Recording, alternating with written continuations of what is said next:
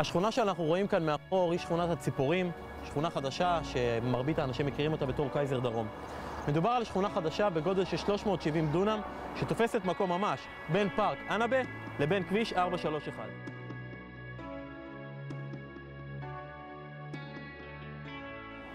זו שכונה שעתידה לכלול 990 יחידות דיור, בתי ספר, מרכזים מסחריים, מרכזי דת, מרפאות וגני ילדים.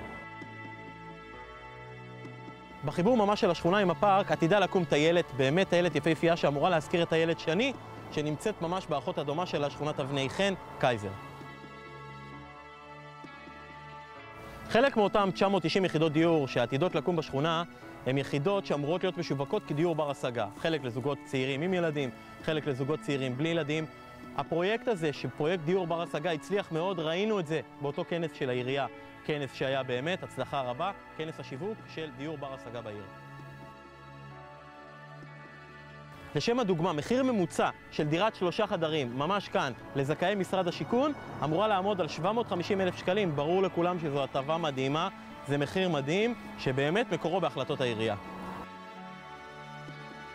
בתחילת הדרך, בעת שהוועדה המחוזית אישרה את הקמת השכונה, השכונה עצמה הייתה אמורה לכלול גם 100 יחידות דיור להשכרה. דבר שלא צלח יפה, כמו במרבית המקומות האחרים בארץ, שם גם פרויקטים של דיור להשכרה עדיין לא ממש מתרומם. השכונה עצמה בתחילת הדרך הייתה אמורה לכלול יותר מ-990 יחידות דיור, אבל בגלל התנגדויות כאלה ואחרות, וגם כמובן בגלל הקרבה שלה גם לפארק ענבה וגם לכביש 431, צומצם מספר היחידות למה שאנחנו מכירים עכשיו, לאותם 990 יחידות. הבנייה של שכונת ציפורים היא חלק משלב א' של העיר. שלב א' של העיר צריך לכלול, או אמור, שיכלול 120,000 תושבים בעיר. נכון להיום בשכונה עצמה, כפי שאתם רואים מאחורה, בונות חברות כמו פרץ בוני הנגב, אלמוג, זילברמינץ, אוזן ועוד קבוצות רכישה כאלה ואחרות.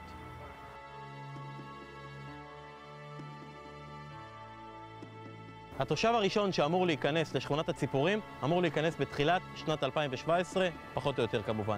לגבי המחירים, מחיר ממוצע של דירת 4 חדרים כאן בשכונה ממש מאחור עומד, או פחות או יותר כרגע, נע בין 1,700,000 ל1,800,000 שקלים, כאשר מחיר 5 חדרים כבר עולה, מאמיר ומגיע באזור 2,200,000 עד 2,300,000, שוב לדירת 5 חדרים.